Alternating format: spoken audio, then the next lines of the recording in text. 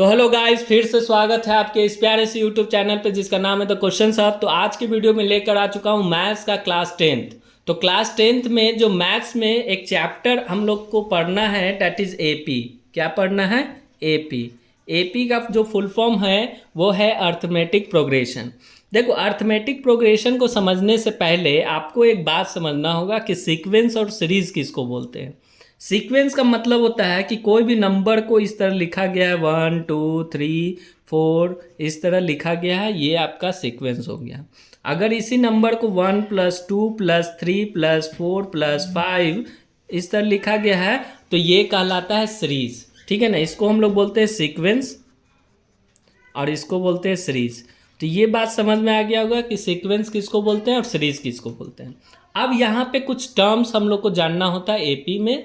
मैंने एपी को जानने के लिए अर्थमेटिक प्रोग्रेशन क्या होता है उसको हम लोग डिस्कस करेंगे, और कोई भी सीक्वेंस एपी में है कि नहीं है उसको भी हम लोग देखेंगे।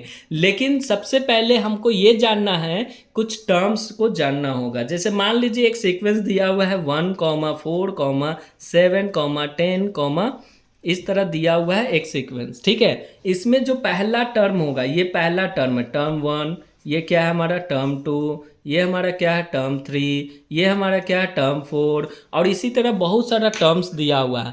तो यहाँ पे बहुत सारे टर्म्स तो है ही, लेकिन सबसे पहला जो टर्म है यहाँ पे, सबसे पहला टर्म मतलब टर्म 1 का जो वैल्यू है 1 वो ए से रिप्रेजेंट होता है। ए का मतलब इसको हम लोग बोलते हैं फर्स्ट टर्म। क्या बोलते हैं? First term. ठीक है ना, तो बेसिक से बता रहे हैं, वीडियो से बने रहिए और ज़्यादा ज़्यादा शेयर करना ना भूलें। अगर चैनल पे नए हैं तो चैनल को सब्सक्राइब कर दें। टर्म 1 को रिप्रेजेंट करते हैं ए से और इसको फर्स्ट टर्म भी बोला जाता है, और इसका वैल्यू यहाँ पे आप कह सकते हो कि 1 है।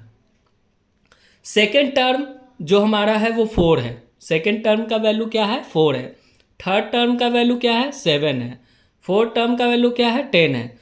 तो हमको एक बात बताइए कि हमको फर्स्ट टर्म के बाद सेकेंड टर्म कब मिला है? जब हम फर्स्ट टर्म में 3 ऐड कर दिए। मतलब कहने का मतलब इन दोनों के बीच में जो अंतर है, दोनों टर्म के बीच में जो डिफरेंस है उसको हम लोग कॉमन डिफरेंस डी से रिप्रेजेंट करते हैं। इसको बोलते हैं कॉमन डिफरेंस। क्या बोलते हैं?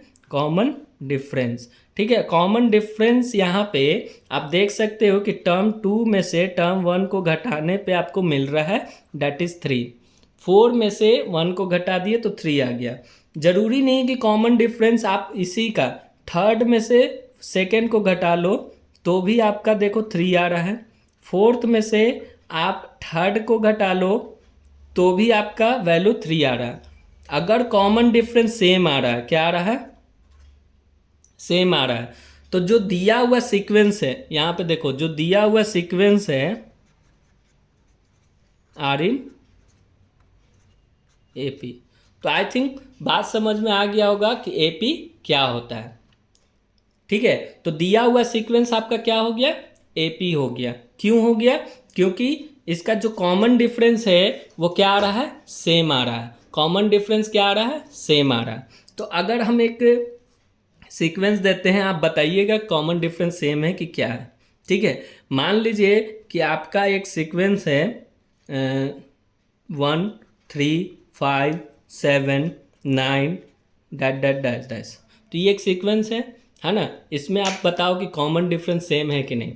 तो आप बोलिएगा कि सर कॉमन डिफरेंस तो 2 आ रहा है ना। सभी में 2 आ रहा है, कॉमन डिफरेंस सभी में 2 आ रहा है। यहाँ पे आप डिफरेंस देख लीजिए 2 का आ रहा है, यहाँ पे आप डिफरेंस देख लीजिए 2 का आ रहा है, यहाँ आप डिफरेंस देख लीजिए 2 का आ रहा है, यहाँ आप डिफरेंस देख लीजिए 2 का आ रहा है।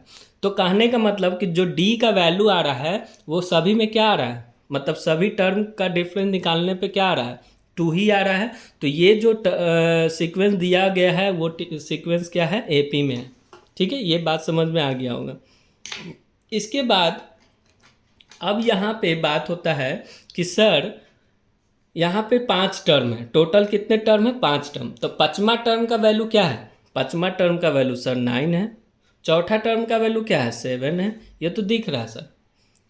आपसे कोई बोलेगा कि इसमें छठा टर्म का वैल्यू क्या होगा? T6 है ना। T6 मैंने छठा टर्म का वैल्यू क्या होगा? तो आप बोलिएगा सर 2 ऐड कर दीजिए तो 11 हो जाएगा। 7वां टर्म का वैल्यू क्या होगा, 2 ऐड कर दीजिए तो 13 हो जाएगा। 8वां टर्म का वैल्यू क्या होगा, 2 ऐड कर दीजिए तो आपका 15 हो जाएगा। तो इस तरह 2 ऐड कर कर के हम निकाल रहे हैं। लेकिन कोई आपसे बोल दे कि इसी में 100 टर्म का वैल्यू निकालिए, है ना, तो 100 टर्म का वैल्यू निकालना थोड़ा कठिन हो जाएगा। इसलिए हम लोग को एक फॉर्मूला दिया जाता है, एक जनरल टर्म दिया जाता है ना, जनरल फॉर्मूला दिया जाता है। जैसे कहने का मतलब कि फर्स्ट टर्म आपको कब मिल रहा है, जब ए आपके पास है। सेकंड टर्म आपको कब मिल रहा है, जब ए में आपने डी ऐड कर लिया। थर्ड टर्म आपको कब मिल रहा है, जब ए में आपने 2D ऐड कर लिया। फोर्थ टर्म आपको कब मिल रहा है, जब ए में आप 3D ऐड कर लिया।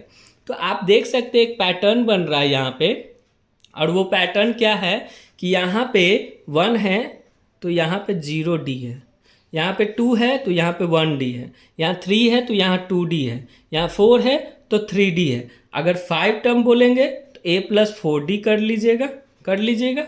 उसी तरह 6 टर्म आपसे पूछेंगे तो आप बोलिएगा A+5D कर लीजिए।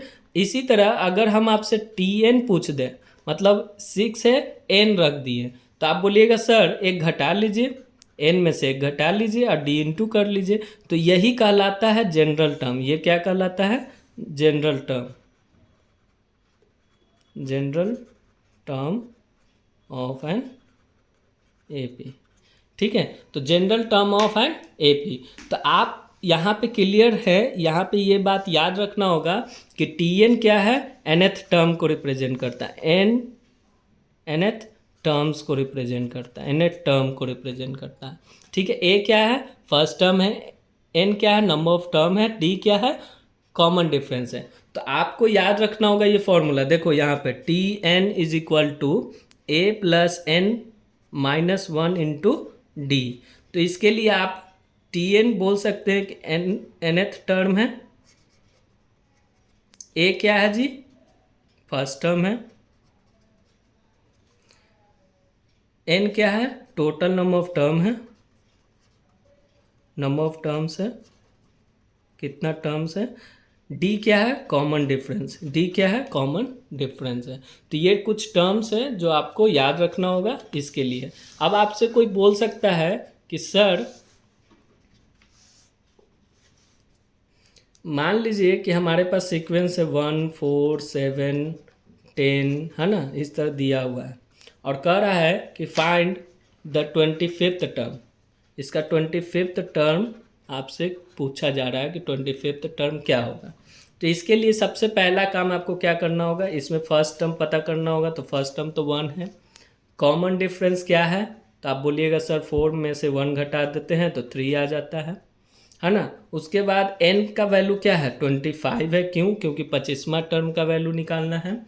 तो TN का फॉर्मूला क्या होता है, A+N-1 इंटू D होता है। इसको आप अप्लाई करोगे तो ये क्या हो जाएगा, T25 is equal to 1 + 25 - 1 into D का वैल्यू क्या है, 3। इसको वैल्यू रखोगे तो 1 प्लस क्या हो जाएगा, 24 इंटू 3।